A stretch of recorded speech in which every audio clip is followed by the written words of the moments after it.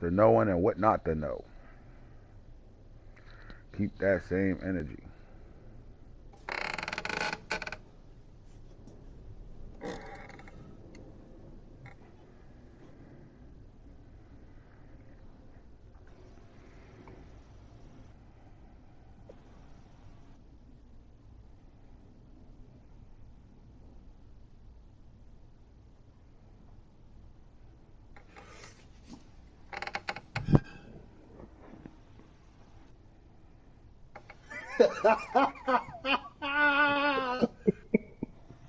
God, that nigga Tommy, man. You ain't got no job. Oh, God. Tommy. Oh, shit's hilarious.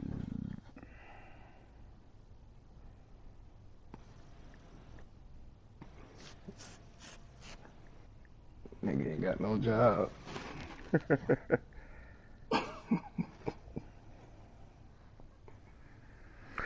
Vasher leads the Saints to a 60-31 win over the Buffalo Bills. Vasher was responsible for a lot of points in the Saints when the receiver had a nose for the end zone as the Saints downed the Bills. Oh, that shit was funny. So to me, the Saints is doing pretty good this season. You don't have to hop on a game and go play. Yo, that shit was hilarious, bro. Hop on a game and go play online and get a guy better and all that. It's about what you do outside of playing a game, keeping players, making certain trades. That's important in a person's development and turning his losing streaks around to a winning streak. So we don't have to be on headset every day with him. He just got to understand consistency of putting a team together before he can understand how to win with a team. Metcalf explodes against the Lions, 63-14, another big-time ball game. Giving them nightmares, 63-6. Somebody scored 63 points and only had the ball for 6 minutes. And we're going to come back and talk about that big time. Intercepted, 34-17. The Bengals had problems all game long. Looked like the Bengals decided to throw the ball against the Broncos, losing 34-17. Definitely want to take a look at that game and see why that game was that way. Bengals was playing at a high level with his new style of play, with the Navy offense. Turnover and over. 19-7 ball game. The Falcons upsetting the 49ers. Highlight reel, 63-14. Looked like Murray's big throw leads Cardinals to the win over the Titans. Big time win there. Rattled, 24-16. The Eagles come through and sweep the Washington football team on the season. Okay, Coach Mark putting out some work right now. Ruggs went crazy over the Cowboys. This is what I don't understand. The Raiders just beat the Cowboys 70-28. That's weird to me. So are the Cowboys good, or are they who we thought they were? That's the question, man. These guys been playing it's like certain games they playing at a high level, and then all of a sudden it's just an ass whooping. Then they playing at a high level, then it's an ass whooping. I'm confused here. Very confused. Very confused. I know one thing. Keeping Vasher and not trading him through the pressures of trading him is turning the Saints season around a little bit. That guy's becoming a top-tier receiver. Big day for Adams. Devontae went crazy, 21-17 over the Panthers right now. We got the Packers, playing at a high level right now. They had 2 big wins back-to-back and knocking off the Ravens and then coming back and getting the Panthers. Air raid and a big game for the Browns. It was definitely a big game for the Browns. Mayfield was the standout. The Browns quarterback had no problems handling the Ravens defense, throwing for 4 touchdowns in the win. We definitely got 4 touchdown passes in this game. We was all over the place. Big win for the Browns. Super excited win for him. Got that boy energy high right now, rightfully so. Impose your will, 52-10. We're taking it back a couple of games where the Bills took another 50-plus point loss going into that. So keep that same energy is my conversation today, Falky. Are you with me today, baby? Are you with me today? Yes, You I going am. through some shit right now in another league? So I know your energy high right now. Shit, got a guy that quit when you in the game, talking shit to you in the game. Ain't that? You Man, couldn't make this listen, shit up, bro. that shit hilarious, man. So I just got to get a backdrop to the story. So I'm in another league, you know, our Fiends League. Shout out to the Commiss, Shoguns, and Quiz, and Barons, and you know, this the league where they give you a ring if you win and shit. So you know, Big shout time out to shit. them for that because they coming out their own pocket and just to keep people engaged and all that. So shout out to them. So this dude last year I played in the AFC Championship game. The motherfucker quit at halftime, like literally, like first play, third quarter, like 35-7. You know, it is what it is. I ain't mad at him. All right. So come this year, you know, we play again. So he got like, I guess he got like 4 jobs or his own company. He don't got no staff. I don't know what he got. No job, man. I don't know what he got, but I hit him Tuesday night. The league events Tuesday night. And I'm like, look, the league event's like 8:30. I'm like, look, I could go like 11:30. You know what I'm saying? Family time. And he's like, man, I only could go now, or we can't play till Thursday. I'm like, damn. He's like, nah, I work 5 a.m. to 9 p.m. So I'm like, what the fuck? What the Fucking fuck is slave, that? nigga, fucking What the fuck slave. is that? So I'm like, oh, whatever. So Wednesday come, man, and you know, like, you know me, man. Like, I don't like holding up the league. Nobody bigger than the league. So I just was like, look, man, my man got a busy schedule. Just equal sim our game. It don't matter to me if I win or lose. You know what I mean? I didn't win a couple bulls over there. So I'm like, look, equal sim this shit. You know what I mean? Whoever wins just the play so we can get the off-season going and shit. So motherfucking, you know, they said, nah, y'all, we'll wait for y'all, whatever. So somebody was in chat this morning, and they was like, yo, you heard from it? I'm like, nah, I ain't heard shit from him. Like, you know what I'm saying? Like, I ain't heard no, like, yo, this is my schedule looking like. I ain't heard nothing. Hold up, somebody called him a stripper. Oh, God. You ain't got no job, man. Fucking Tommy ass nigga. Oh, God. I'm motherfucking, like, I'm what you call him? Like, you know, I'm coming at him a little bit. So they like, yeah, man. So I'm like, yo, just Ferris and that shit, you know what I'm saying, whatever. So he come in the chat like, oh, you said you might be ready at 9 o'clock. So I'm like, yeah, but you the one with the fucked up schedule. Like, you supposed to hit me. Like, you never confirmed. You never said, yo, for sure I could play at 9.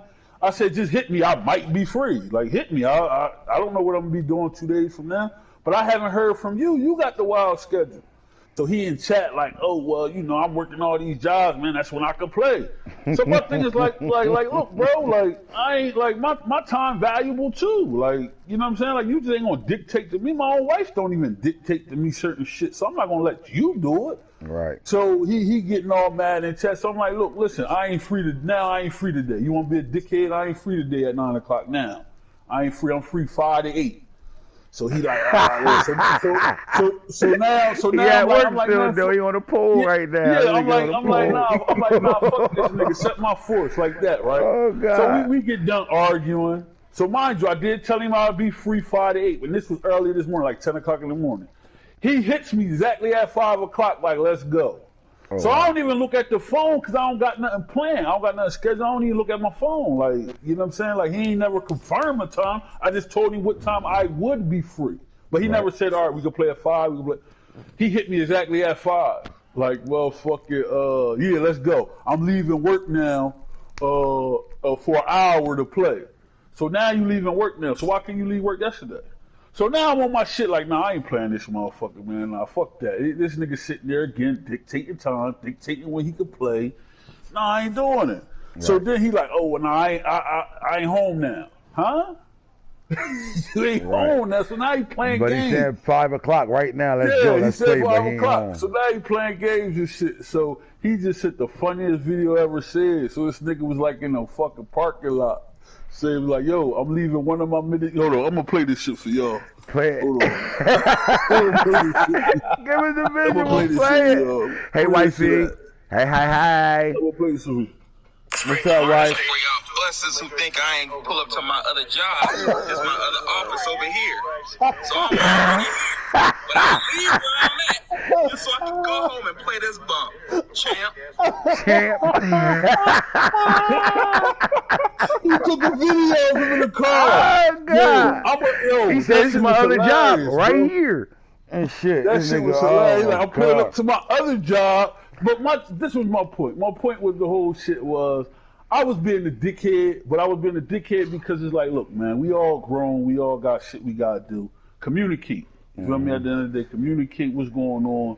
You know what I mean? If you got a fucked up schedule, it's on you to reach out to your opponent and say, look, this is what I could do. What's up with you? You get what I'm saying? Right. Don't just leave that shit pie in the sky and then expect that man to jump when you say, I'm ready. You can't do that, especially if you got the fucked up schedule. So, yeah, man, we get ready to play, but that shit was just funny as shit, man. Like, aren't most offices closed right now? I would think so. That nigga pulled up to an empty. He pulled up to a parking lot on purpose. Contract. That motherfucker, he do everything. That's probably what he do. And shout out to him if he got 4 jobs or he got a business where he gotta work because he don't got staff. Like, I ain't never coming at a man for doing what he doing, but you got the fucked up schedule, so it's on you to not appease me, but communicate like, yo, bro, this is my schedule. I know it's the playoffs. Look, I could definitely go at 9 o'clock. What's your schedule look like, my man? Right. Ain't nobody gonna be a dickhead. People gonna respect that and be like, yo, all right, you know what? I can't go at 9, bro, but if you could stay up for me, I could go at. Cause remember, the initial night, he wasn't. I said, yo, I could go 11:30. Where he said, nah, I can't go then. So you ain't making no concessions for me. Well, that 34-7 lingering over his head, the game he quit in, lingering over his head. He know who he about to play. Let's not act like we don't have a little bit of people running around here. You know what I'm saying?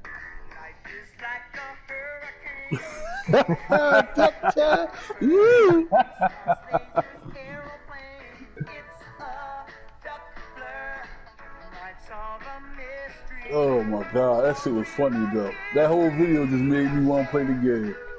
That shit is hilarious. Oh my God. He really posted that shit. See, look, I'm pulling up to my other job right now, but I'm gonna leave my job cause see people telling themselves. So if he could leave his job to play me, why he didn't do that shit yesterday?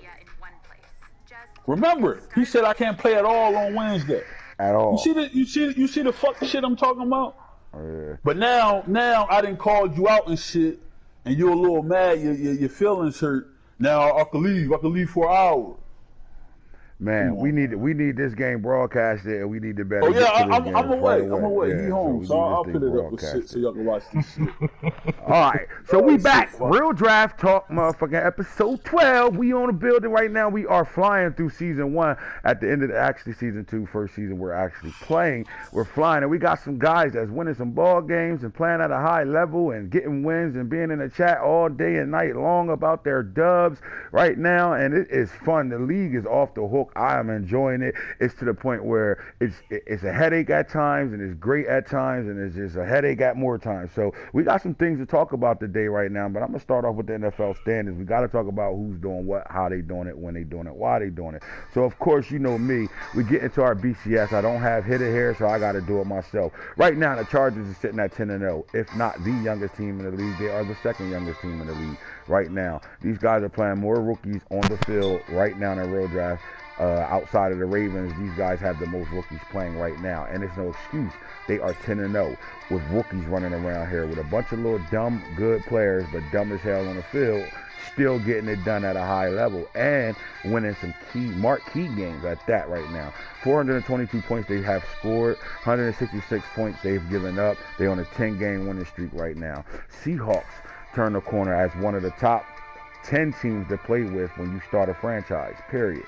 Right away with the roster as is, they are one of the top teams to pick right away, and they are 9-1 with Russell Wilson out there on a 4-game winning streak right now. Now the Bucks comes into this day, especially with the update after they won the Super Bowl. We're having they might be the hottest team to play with. They might be the team that most people go to. You know, you win the Super Bowl, or you got the cover guy on a Madden cover of that team. You usually play with those teams. Most people start jumping to that team. But we have a Buccaneers fan that's actually playing with the Bucks right now, who's going through some emotions right now, and we're going to talk about that. I'm calling you out today, Corey. I'm letting you know right now. 8-1.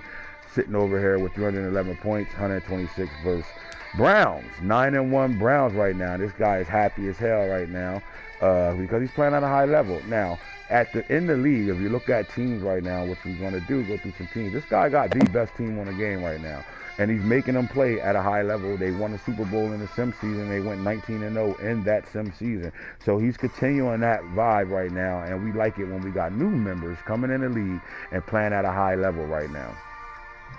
So he's at 9-1, 222 points he's given up. He scored 375 right now. Now the Cowboys just lost by 70, but they still 7-3 right now, and they come into the chat at number 5 right now in the BCS. At 6, you got the 49ers 7-3 right now. They having an up and down season at this point. And then the Ravens. The Ravens are sitting at 7 right now, and out of 3 of their last games, they lost 2. The Ravens are trending down right now, but they are 7-3 with 448 points scored, 239 given. Easily could be 10-0. All their games were lost by 4 points, 7 points, something like that. Last drive type situations. That young team got to better pull out late minute games. Cardinals sitting right now. We are chilling with the Cardinals and Boone at 8-2.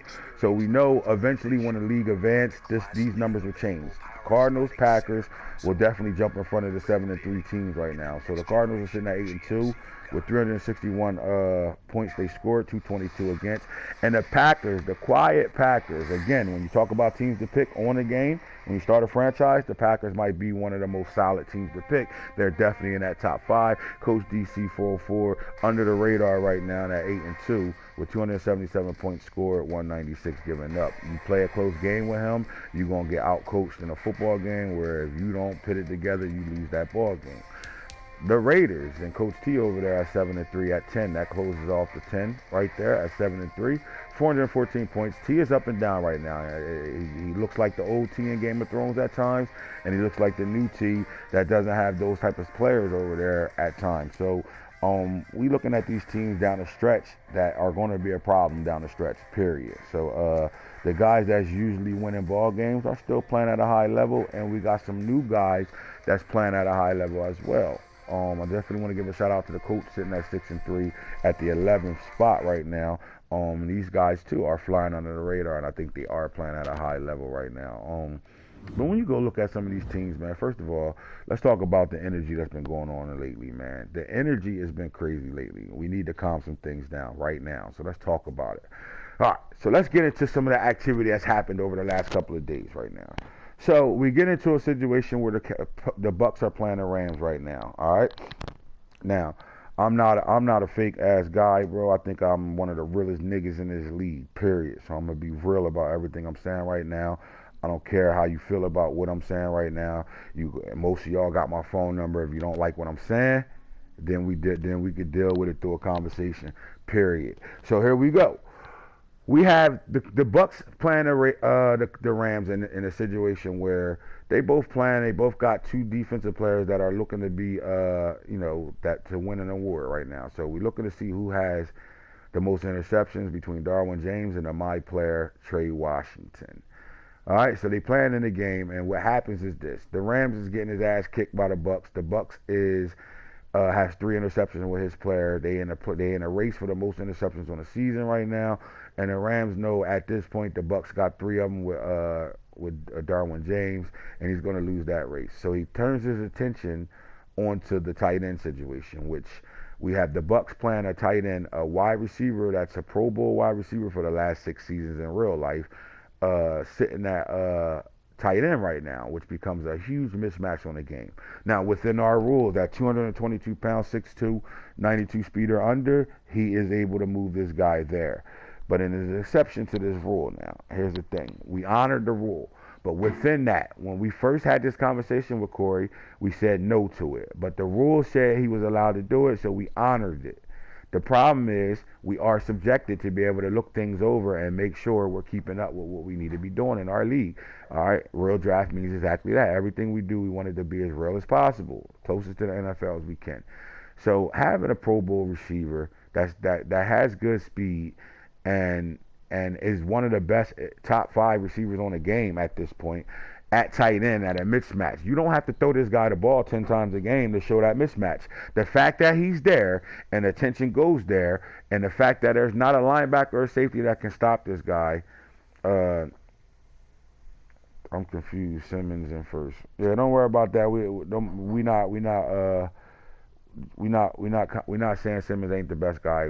We got you, Boom. It'll get to that point. All right. So anyway, so since last Thursday, Shoguns, we was talking about this whole tight end situation. Mm-hmm. It just so happened to be in the Bucks-Rams game, the Rams showed the attention of the tight end, but that wasn't his real beef. His beef was he was losing in an interception battle right at that point, right? So tight end Evans was his excuse to be able to quit the game, not knowing the rule. He thought he was cheating, so he thought the Bucks was cheating. The whole chat was lighting the Rams up. The Bucks ain't cheating, he within the rules. Just because they saying you're within the rules don't mean everybody don't know that that's a cheat code to have.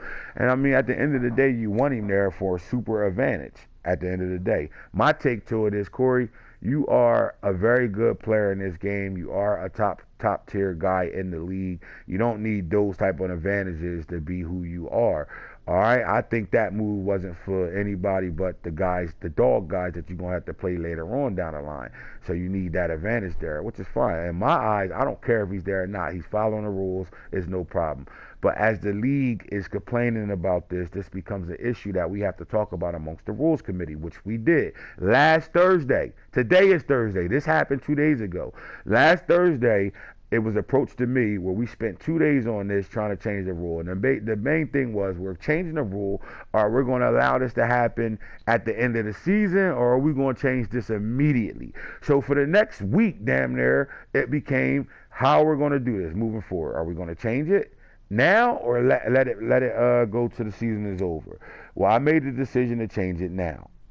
Get it over with. There's no point in even allowing that to be what it is. We want to take the excuses away from anybody that you beat and use that excuse of you only did it because Evans was there. All right, so that was my decision to make that change. So now you're playing the Rams, and the Rams is shedding light on your tight end. To you think he's calling you out as a cheater, but everybody in the chat is taking up for you. Nah, he's right. He's within his rules. He's within his rules. Within the rules. But that didn't mean people are not going to speak their mind. It's still a cheat code. Still a cheat code, but he's within the rules. So I happen to have the rules written down to where I had to change this. Mike hops on headset, who's the guy that's changing the position changes and stuff. He's responsible for that. He hopped on the chat. He said, Ant, please put the rule out. You haven't changed it yet. It's been about a week now. Put it out. So it's just a coincidence that we put it out at the same time. The Rams quit the game on you and blamed Mike Evans. But at the end of the day, he didn't quit the game because of Mike Evans. He quit the game because you were winning the playoff, winning the interception race at that point with 3 picks. So he was in battle with you, and I've never had somebody keep it 100% real like this, but when we talked about it, he kept it real. It's my fault. I'll take the punishments I need to take on that end, but I really did it because I was mad that his player was winning the interception race. And that was, I was kind of surprised that he was that brutal honest. Like, it was just weird to me. Like, this nigga kept it 100. Mom downstairs already? All right. Najee with you? All right, cool. All right, so with that being said, Corey takes it like this. He gets on the phone with me. I tell him what's going on. He's all right. Whatever's best for the league. I'm cool with it. All right. But his problem was, I hope I'm getting something for this guy quitting. I had a really good day, really good stack day. Well, we rewind and we talk about Circle Bob got a game forced on him, quit on him because of Dirty Rat, who's no longer in the league, quit a game, and he had a ton of stats. He was on the same type time. What's up? What am I going to get? It's all about me at this point. All right. Then the Texans quit on a coach who had a whole shitload of stats.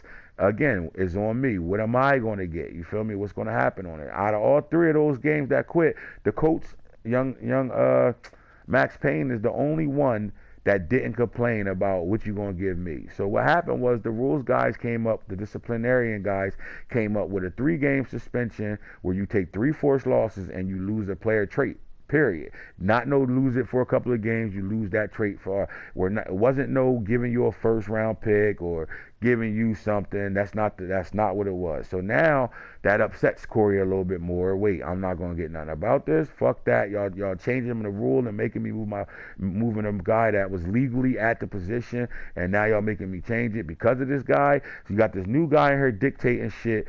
Is either me or him. And that's the attitude he had. To me, I'm like, hold up, we ain't doing all that me or him shit.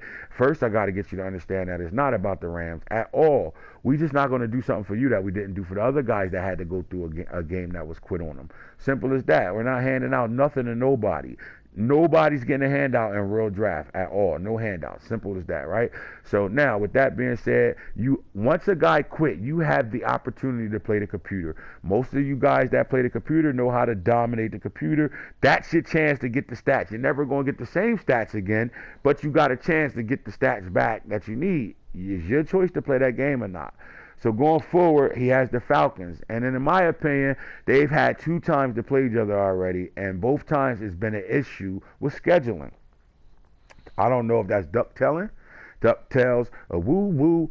I don't know if that's the case. All right. What I do know is when you come off a game when you having a whole shitload of stats and a guy quit, you come home, you ready to play your next game. If that game got played, we wouldn't be having these discussions right now, and Corey wouldn't be feeling some type of way. But because that game didn't get played, it becomes a huge issue now, and you give him more time to think about all the shit that he's mad about.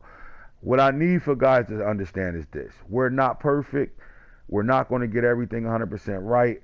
But y'all can't keep trying to hold me hostage to what y'all want, because y'all the same guys that tell me how good the league is, how hard I work for y'all, I got the best league around, all that shit, until something doesn't go your way. Then when it doesn't go your way, it's fuck my league. On some real life shit, is the most disrespectful shit I feel a nigga can do to me, because I do look at my league. I'm telling you, the only terminology I can give you is, if I ran a block and I'm outside hustling, I'm in these streets, I'm going to protect that block in the worst way. I do the same thing with my league. Period. So when you disrespect that part, to me, it's like, damn, where you respecting me at? So the same thing I said to the Rams, because not only did he come back in and whatever he mad at, who cares? You're under suspension right now. So it don't matter how many times the coach play your computer. None of that shit matters. But for you to come back in and rage quit, right? And then fucking release players in the free agency and all that shit. That's some pussy shit that you disrespected me on. Real talk. So until I reached out to him, I guess he didn't understand that, but he manned up to the situation. He left the chat. He never left the league. He put all the players back. He fixed all that shit, and he's going through even more suspension because of it. All right, there's a lot more things going to happen in that. Now, I'm being lenient there because he's really not supposed to be in the league anymore. Period. He's supposed to be the fuck out of here at the end of the day. But he's here, right?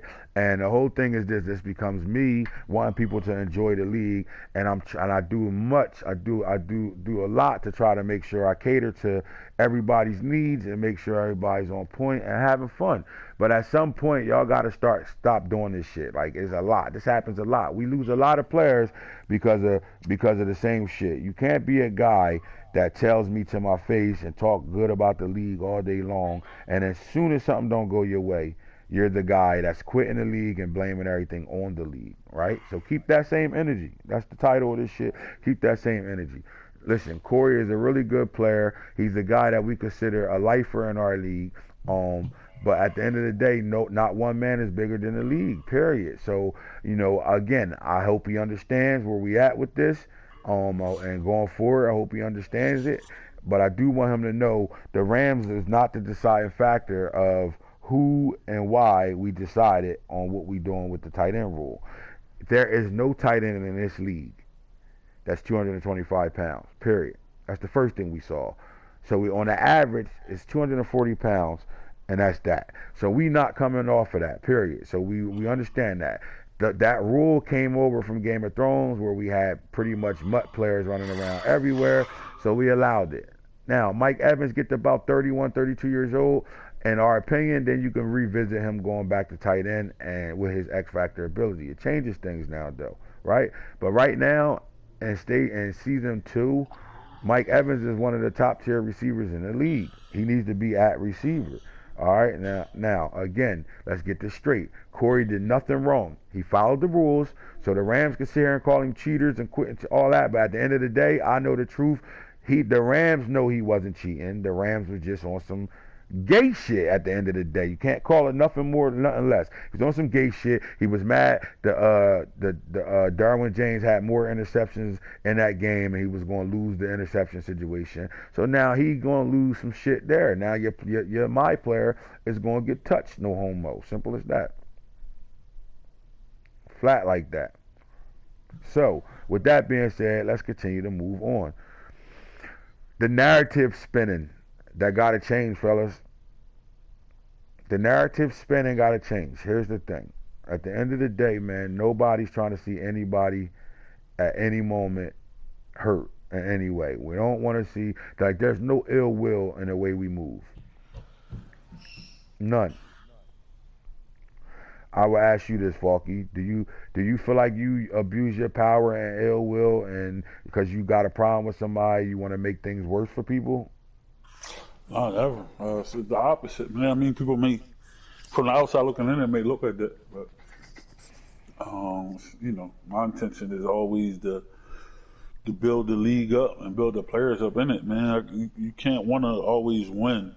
I kind of get a kick of seeing other people win sometimes. Like me winning all the time, or you winning, or she winning, that shit kind of whack. You know what I mean? Like, it ain't whack, but it's like, other seeing a person like Nano get better, or, you know, seeing the Bengals who beat me in another league get better. You know, that shit excites me because people, you know, adapt and they learn and getting better. So I think it's opposite for us. You know, I can speak for when I say us, you, because we be on headset all the time. You know, we always want people to get better. So yeah, that's definitely not the case. But I can see why people see it that way. So my thing is this: I build the league for all 31 members in the league, outside and me 32, for them to enjoy themselves. I don't want nobody, like, I literally got a vision. That vision I want to go through 31 people to understand that it's about us, not about certain people. So when we spinning narratives, man, just keep that in mind. What you say in the chat really affect people, especially the new guys that come in. Like, let's just keep it 100. How many times have we seen this? A guy come in the league. He likes what's going on in the league. He has no ties to nobody. He thinks about people, like some people help him out, some people talk to him, they kick it with him, and then he gets with a couple of guys in the league, and they spin a narrative on the guys that run the league, and then you get a bad taste in your mouth on what these players look like or what these players are doing right now. So then you don't have your own opinion of the next man in the league. You have the opinion of somebody else's opinion of that person in the league. So with that being said, that changes things at the end of the day. That changes things. So this is what we're going to do. We're going to pause this real talk. We're going to pretty much go into a commercial. And in about 10 minutes, we're going to come back on. This is very important for us to come back to. So just stay tuned. We'll come back on with part 2 of this, and we're going to get into some of this conversation so we can get this negative stuff out the way and get back to having complete fun in the league. So we'll be back. Give me a second.